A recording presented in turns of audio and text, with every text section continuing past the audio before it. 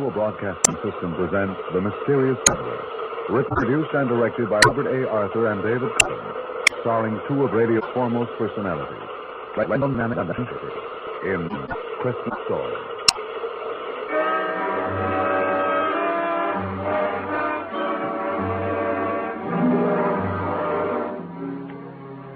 This is the Mysterious Traveler, inviting you to join me on another journey into the realm of the strange and the terrifying.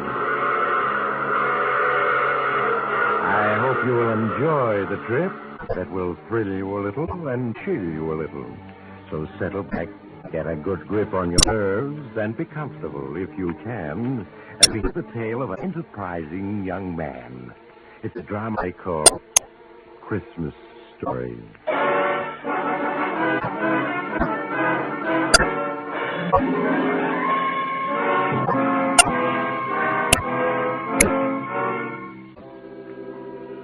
The name is Steve Farrell, and I've just gotten through playing Santa Claus. Yeah, you're looking at a guy who really played the hill. It all started last month in Seattle. I was out of a job and down to my last few bucks. I was looking through the morning paper when I noticed a small ad in the personal column. Driving to New York, November 15th. Man wanted to assist in driving. Free transportation. Paul Harris, Hotel Royal. Well, I'd always wanted to see New York, and this is as good as any way of getting there, so I went up to this Hotel Royal to see this guy, Harris. Mr. Harris? Yes? My name's Farrell, Steve Farrell. I read your ad in the morning paper. Oh, yes. Won't you come in? Thank you. If you haven't already found someone to help you drive to New York, I'd like to offer my services. Well, as a matter of fact, I haven't. Can you leave for New York a day after tomorrow? Sure, anytime. Well, good. And why not come around at 9 in the morning and we'll get off to an early start? Okay, Mr. Harris, 9 it is.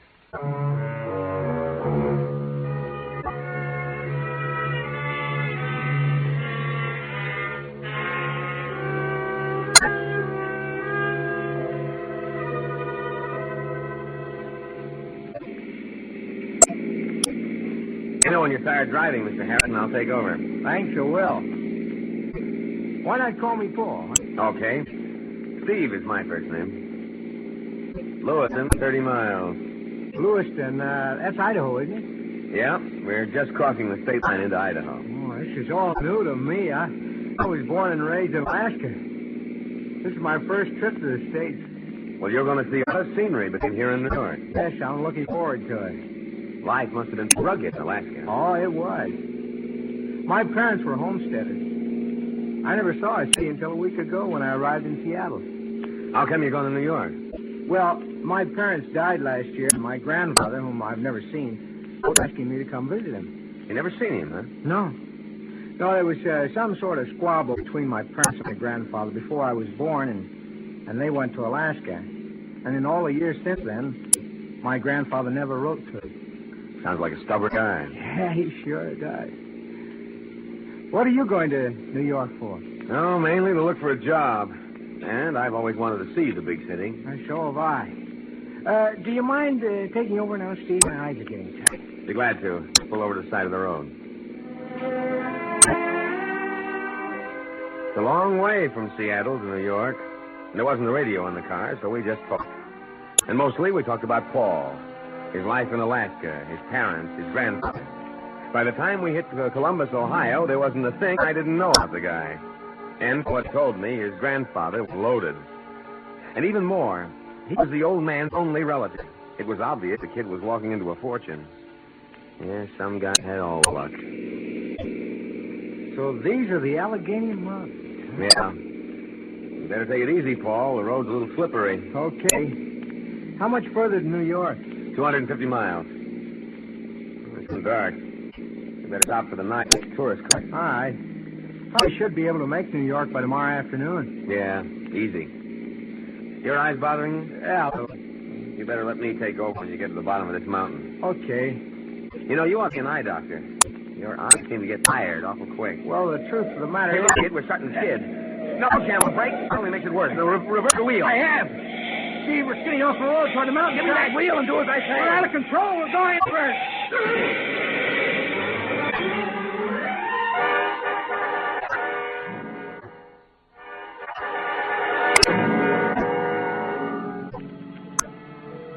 When I regained consciousness, I was lying a few feet from the car. We'd rolled 300 feet down the side of the mountain, and the car was completely wrecked. I crawled my feet and felt for broken bones. Other than a bad gash on my head and a mass of bruises, I was okay. I limped the few feet to the overturned car and in. Paul was still behind the wheel. Even before I reached for his pulse, I had a feeling he was dead. Paul's luck had run out. He'd never see all that dough that was waiting for him in New York. Yeah, it was then that it came to me. I hadn't wished the guy dead, but now that he was, and nobody in the States knew Paul or what he looked like, and on the other hand, I knew everything about him. Well, it was a gamble, all right, but there was a fortune in the kitty. I went to work switching our clothes and all identification. After I finished, the state police patrol car came along the mountain road and spotted the wreck. They took me to headquarters, where I made a complete statement. A couple of hours later, I grabbed a train for New York.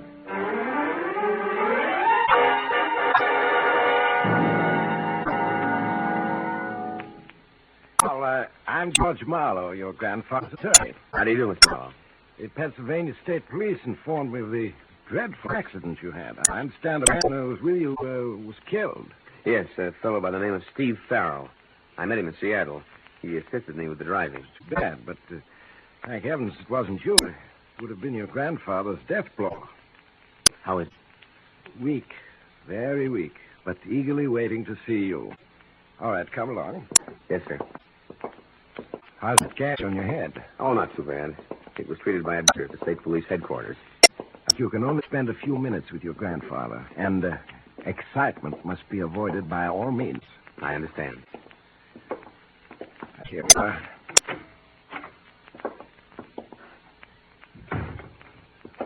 How is he, Joan?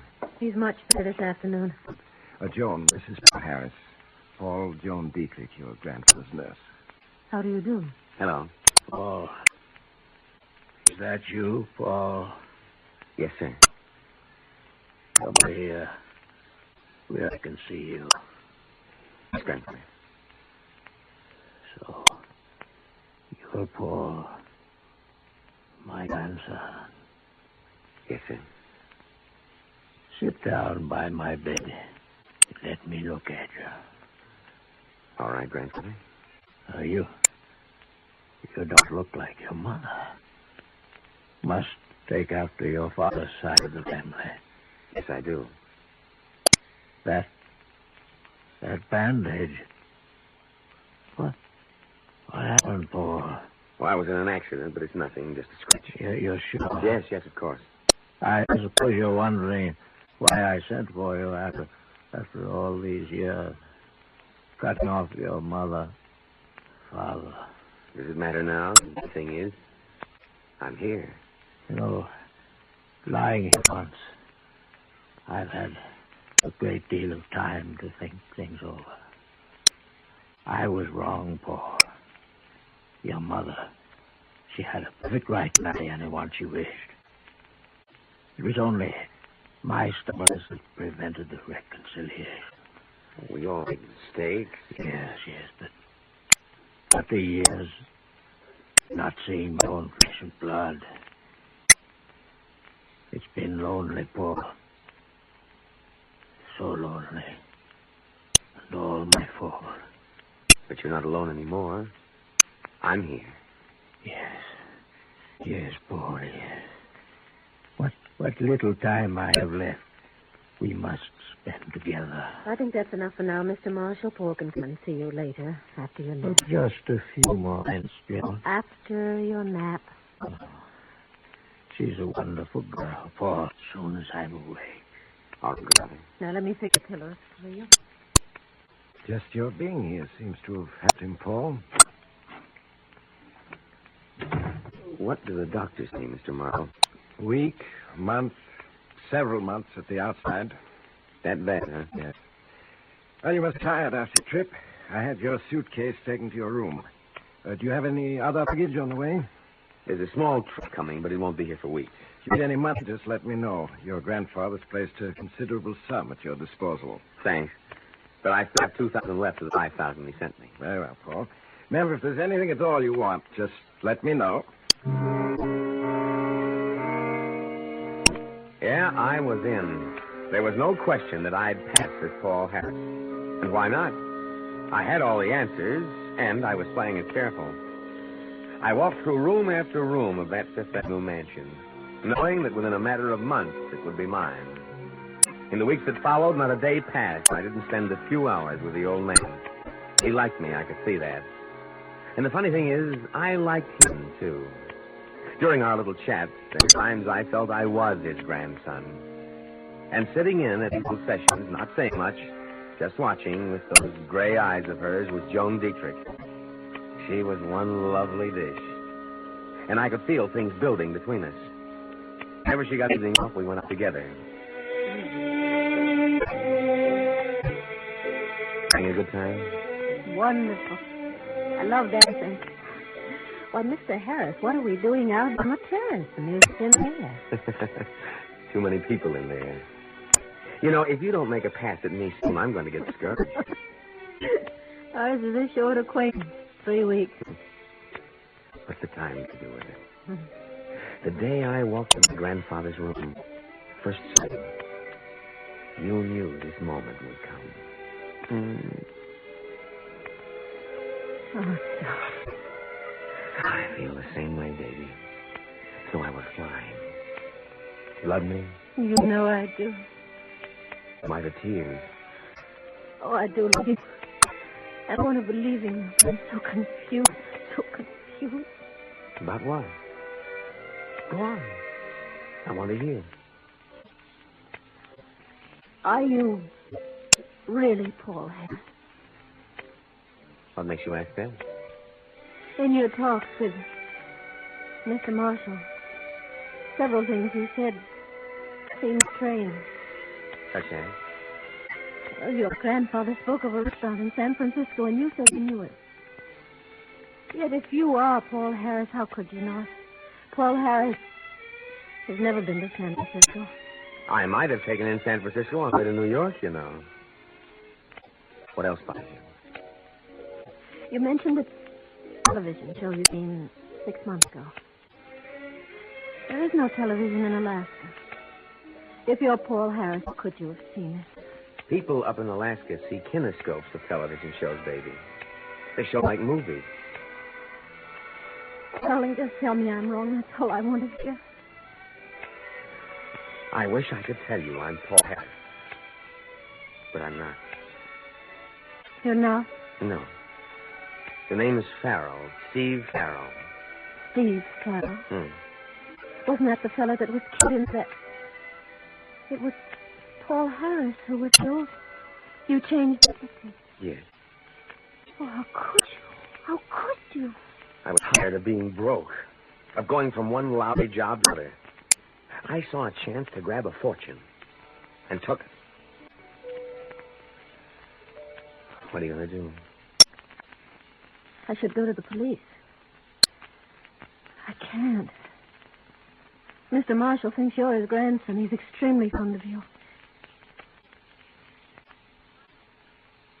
If the truth were to come out, I'd kill him. Is that the only reason you can't go to the police? Oh, Steve, what are we going to do? Nothing. Nothing. That's right. I'm going on being Paul Harris until the old man dies. Then I'm taking the estate. You can't, Steve. You can't. Why not? While the old man's alive, I'm making him happy. If I get his estate when he dies, who loses by it? It isn't as though he has other relatives. Why shouldn't I get it? No, it's wrong, Steve. It's wrong. It's wrong only if you're caught, baby. Only if you're caught.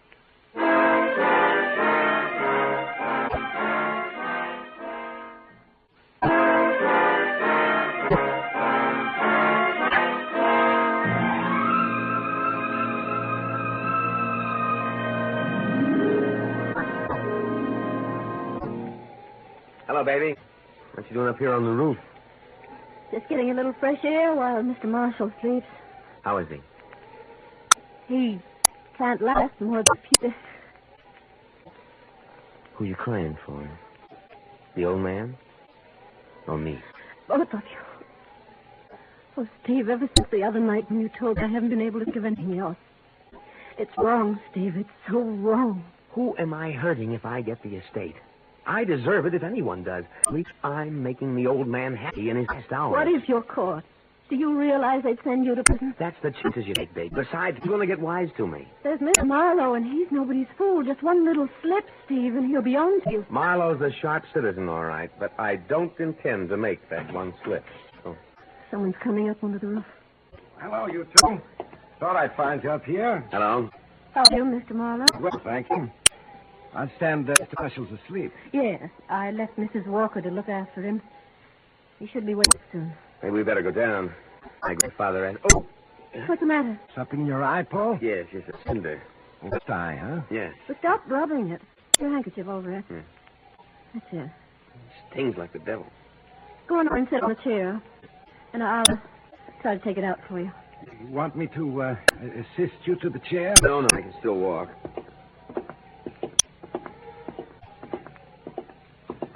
Now sit down and tilt your head back. That's it. Take the handkerchief away. Oh, I see it. Hold still. There. I got it. Thanks, John. I think we'd better go down now. Yeah, okay. You coming, Mr. Marlowe? What? Oh, yes. I'm coming.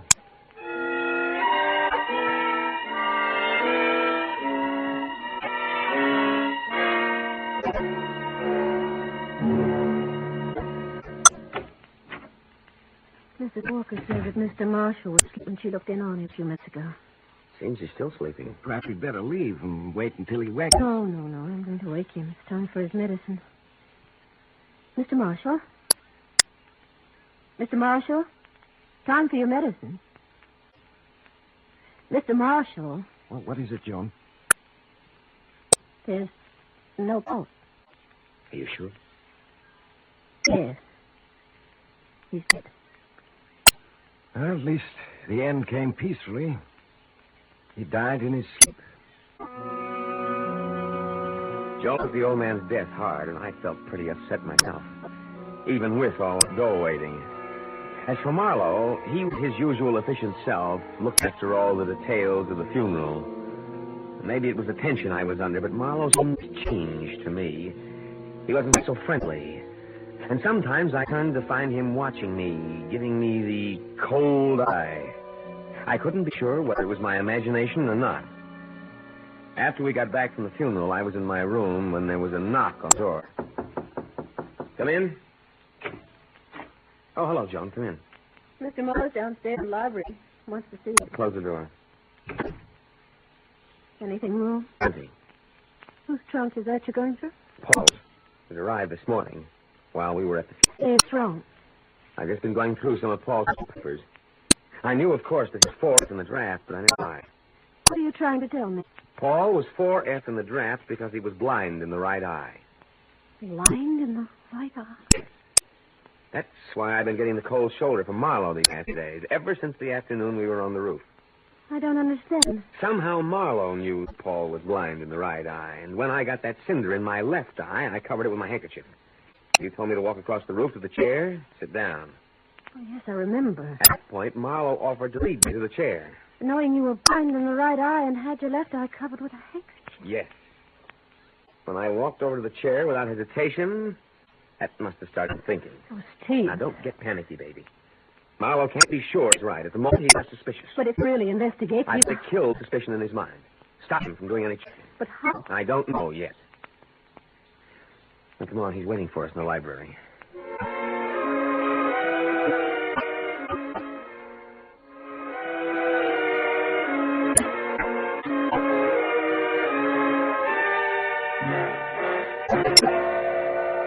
Sorry to have kept you waiting, Mr. Marlowe. That's quite all right. If you'll excuse me, No, I'll... Joan, don't go.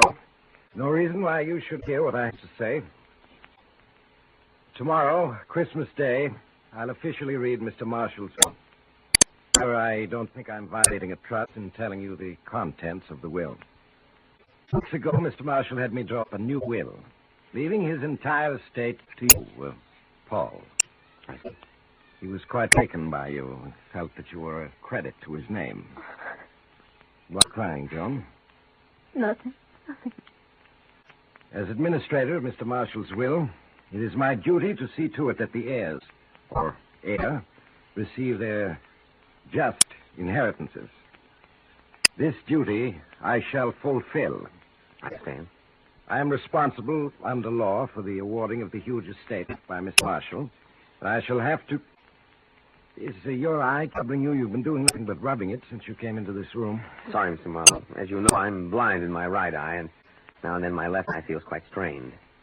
Particularly at a time like this. My grandfather's death, the funeral. You understand? Why, yes. Yes, of course. You were saying? What? Oh, well, it's not important at the moment. I'll be here tomorrow at 3 for the reading of the will. I'll see to it that all the servants are here. Very well. Good night, Joan. Paul? Good night, Mr. Marlowe. Good night. No, I didn't get to sleep that night. I just tossed and turned, trying to come up with an angle that would kill Marlowe's suspicions. Maybe that business of rubbing my eyes had satisfied him, but I had to make sure. It was a difference between being handed a pension and a prison sentence. This afternoon at 3 o'clock, the servants, Joan, Marlowe, and myself gathered in the library. The whole thing was over in an hour. The servants all congratulated me and left the library, leaving only the three of us there. I should like to offer a toast to Mr. Marshall's memory, if you'll permit me. Of course. This was his favorite sherry. John? Thank you. Oh, Thanks. here's to Peter Marshall, a man who lived honorably, died honorably. May his heir be worthy of him. As the three of us raised our glasses to our lips and drank, I could see Marlowe watching me over the brim of his glass with those cold blue eyes of his. We set down our glasses, and I turned to give Joan a cigarette.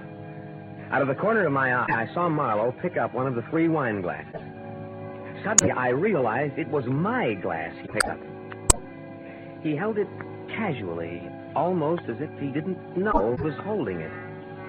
In that moment, I was going nuts, trying to guess whether he was satisfied that I was Paul Harris or he was still suspicious and coming after me. My fingerprints were on that glass, and the Army had a copy of those prints in Washington. This was it. Either I play my cards and go for the fortune, or throw in my hand. Suddenly, I felt John's hand in mine. Hey, Mr. Marlowe. Yes? You said this will, leaving me my grandfather's estate, is a new one. Yes. I drew it up only 2 weeks ago. What was the old will like? Well, to the old will, grandfather's estate went to charity. I thought as much. Mr. Marlowe, John and I have been talking things over. I don't want the estate. I want it all to go to charity, as originally intended. Me, I seem to have dropped my glass. You realize, of course, what you would be giving up. I never really had it, Mr. Marlowe, so I hardly think I'll miss it. John and I'll get along, baby. Oh, yes. Well, Paul, is that your considered decision? Yes. It's a gesture worthy of Peter Marshall's grandson. Yes, and that little gesture did it. Any guy who gives up a $2 million estate can hardly be called an imposter, can he? No, sir. It's Christmas, and I've just played Santa Claus to the tune of $2 million. The thing I keep wondering about is, what would have happened if I had to give up the estate? Would Marlowe have gone after me? Or was he satisfied that I was Horace? Yes, sir. That little puzzle is going to give me plenty of thought for a long time to come.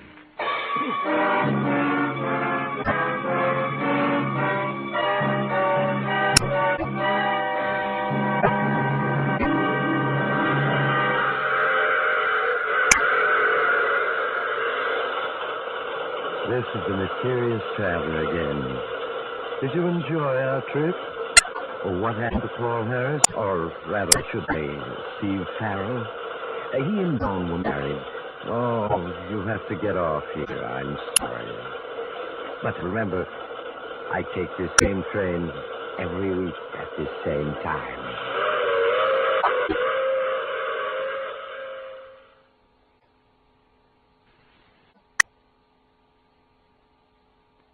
Are you obsessed with your shoes? If not, then you probably don't have Rothy's. Because when you have shoes that are comfortable, washable, and come in tons of styles and colorways, obsession is basically mandatory. There's a Rothy's shoe for every occasion. Flats, sneakers, loafers, ankle boots, and more. Step up your shoes this spring with a new pair of Rothy's. For a limited time, get $20 off your first purchase when you go to rothys.com/comfort. That's $20 off at rothys.com/comfort. When you sign up for BP Me Rewards, you can get 5 cents off every gallon of gas every time at BP or Amoco stations. That means more savings and more whatever you'd like to use your savings on. So treat yourself. It's on us. Visit bp.com/save to learn more.